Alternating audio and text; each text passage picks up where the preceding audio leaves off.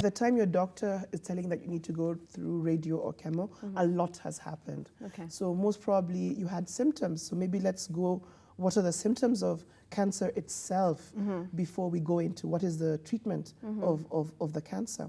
So most people who present with cancer, the most common thing would be they'd have a discharge.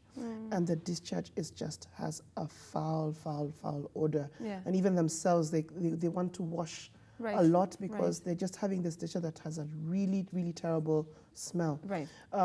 As we said, a lot of these people are sexually active. Yes. So again, anytime after sexual contact, they tend to bleed. So if you have a foul-smelling discharge and then after sexual contact, you're bleeding, there's high possibility. Of course, things like infection, but if it's always happening after sexual contact, high possibility that it could be cancer.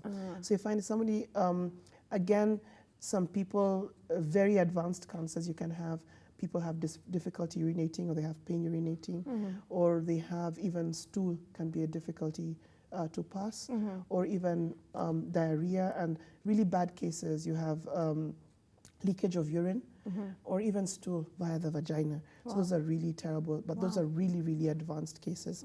Pain, swelling of the limbs, lower limbs, you find. So those are really in very advanced cases, but before it really advances, the most common would be the foul-smelling discharge and the bleeding after sexual contact. Sex. All right. Yeah. Now, sorry, are you done?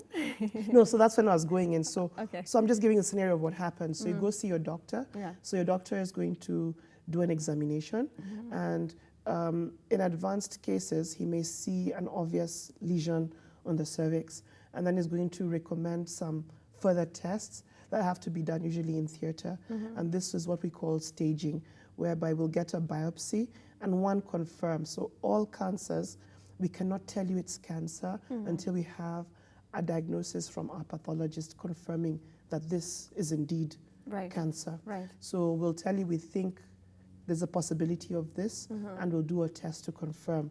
So once we do our staging, we're going to see how advanced the disease is.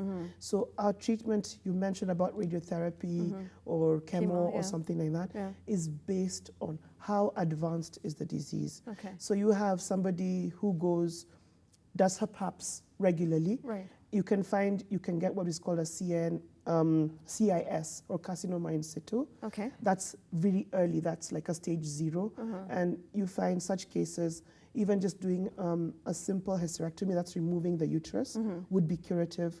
Or even she still wants to have children, we can just remove part of the cervix, remove the affected areas, and that would actually be curative for her. But you find by the time you have something like a stage 1A1, A2, or a stage 2, you will now decide. So you're saying there's A1, A2? Yes. And then there's 2? Yes. Okay. There's 1B.